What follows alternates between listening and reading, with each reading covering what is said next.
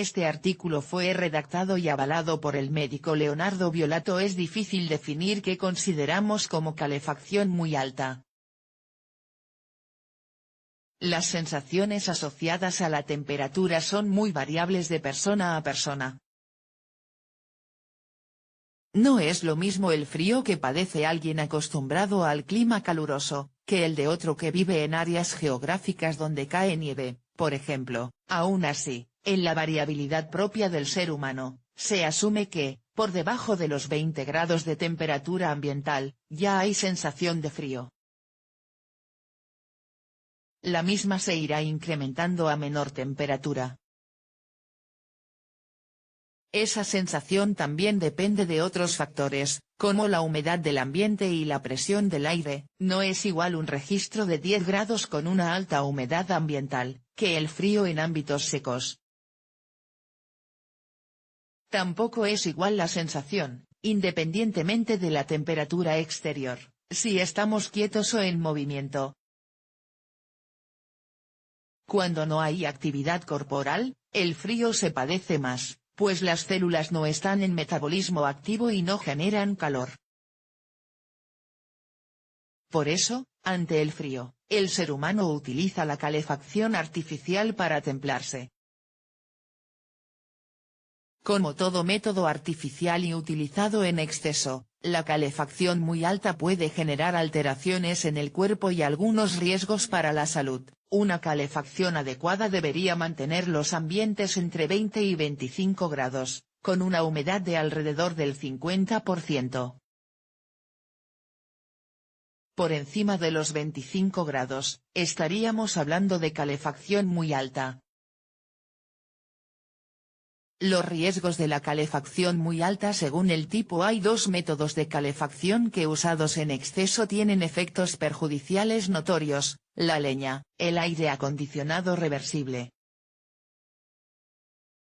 Respecto al uso de la leña, la calefacción muy alta con este método es capaz de generar gases tóxicos. Al ser quemada la madera de los árboles, se produce liberación del dióxido de carbono que estuvo almacenado. El dióxido de carbono es, para el ser humano, un gas de desperdicio. Es decir, el cuerpo expulsa dióxido de carbono y necesita ese oxígeno. Por lo tanto, ante una mala ventilación, la calefacción de leña puede producir intoxicación.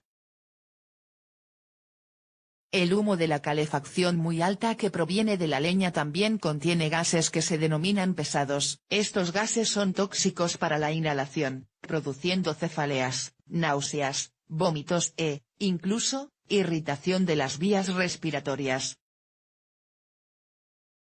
Es fundamental que un sistema de calefacción de leña esté correctamente instalado con su mecanismo de expulsión de humo. Sin embargo, aún en las mejores condiciones de instalación, la madera puede transportar y liberar sustancias específicas, de la naturaleza que se asocian a alergias y asma, como, por ejemplo, el polen. El otro método que mencionamos como peligroso para la calefacción muy alta es el aire acondicionado reversible. Estos aparatos, en uso continuo e intensivo, pueden secar el aire del ambiente quitándole humedad. Sin la humedad suficiente, tanto la piel como las mucosas, especialmente la mucosa respiratoria, se afectan. A la par, la corriente de aire generada moviliza partículas que, en personas asmáticas o alérgicas, es capaz de incrementar los síntomas alérgicos. Los malos efectos de la calefacción muy alta. La calefacción muy alta, sea cual fuere su origen, puede ocasionar infecciones respiratorias. El ambiente seco, con falta de humedad, y las mucosas respiratorias también secas, son un aliciente para las bacterias y virus. Los niños suelen ser los más afectados por esta situación. Una posibilidad para revertir el riesgo es la utilización de humidificadores de ambiente y filtros de microorganismos, Mal descanso. La temperatura elevada durante la noche dificulta el descanso. Por encima de 20 grados, el cuerpo no está en las mejores condiciones para relajar los músculos, y alcanzar el estado placentero del dormir. De la misma manera, la humedad, cuando es muy baja, altera el ritmo respiratorio durante el descanso. Alergias y dermatitis. La calefacción muy alta reseca la piel, aumentando los síntomas de dermatitis. A su vez, el movimiento de aire por la fuente generadora de calor arrastra partículas que son alérgicas, como el polvillo, el polen y los ácaros.